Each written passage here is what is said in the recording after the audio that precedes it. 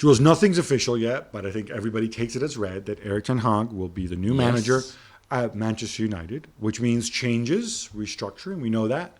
And you've got a story notebook this week about how one of the targets is Tchouameni from Monaco. Yeah, Aurelien Tchouameni, who's Ten Hag is a big fan of. He's not the only one, of course, and there's a lot of competition already on the case for Manchester United. So I think there's still a long way to go before they can maybe sign him. Chelsea, Real Madrid, PSG are also three clubs who've had a head start over United, over Tchouameni. But he's certainly the profile and the kind of player that Ten Hag wants to bring to the club. Youth to start with, he's only 22 years of age, with that kind of dynamism and the intensity with or without the ball.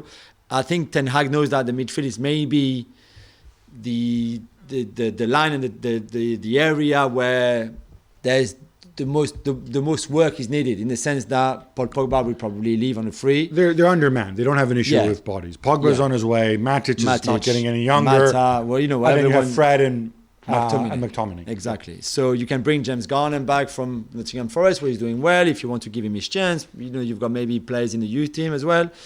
But I think they need to invest, and Ten Hag knows it. And one of the players that is clearly earmarked is Tchouameni, because he's been fantastic and he's such a Ten Hag player. He would be a Gravenberch style of player if he wants to play him as an 8. He can be plays as a 6. Yeah, I was going to ask you about this, because people like to say, all right, who does he compare to, right? So obviously, if you talk about Ajax, he could do, you know, if we were a ditch shoe, we would be talking about, he can be Gravenberch or he can be Edson Alvarez. Exactly. But within a context of, we think Ten Hag, if he does what he did before, he'll play some version of 4-3-3. Yeah. And so basically, if you were to profile him, would it be fair to say he can be a bit Matic, McTominay, and he can be a bit of what Pogba was supposed to be? Yeah, maybe. He can be everything, Gab. He can really play in the double pivot like they do at Monaco right now. Him and Fofana,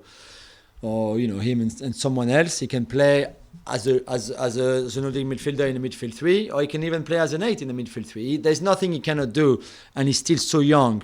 But his development under Niko Kovac and now under Clément, plus I guess the national team and Deschamps, already you see what he's doing now, and you can just imagine why he will do with more elite coaching, with more experience, with more maturity, and playing in a team that is better than Monaco or Bordeaux, where he was before. So I really think sky is the limit for him, wherever he goes, whether that's Chelsea, PSG, Real Madrid, United, whatever, City, Liverpool. I think he would play in all those teams. He will start in all those teams because he's that good, and because he has what those managers are looking for, which is, again, this ability of running, of pressing, of being intense, and still be very, very composed on the ball. What kind of numbers are we talking?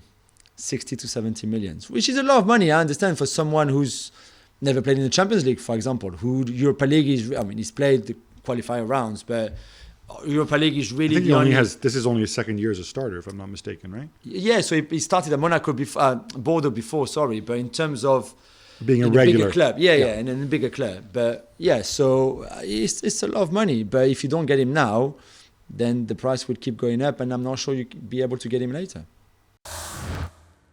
Thanks so much for watching ESPN on YouTube. And for more sports highlights and analysis, be sure to download the ESPN app. And for premium content and live streaming, subscribe to ESPN Plus.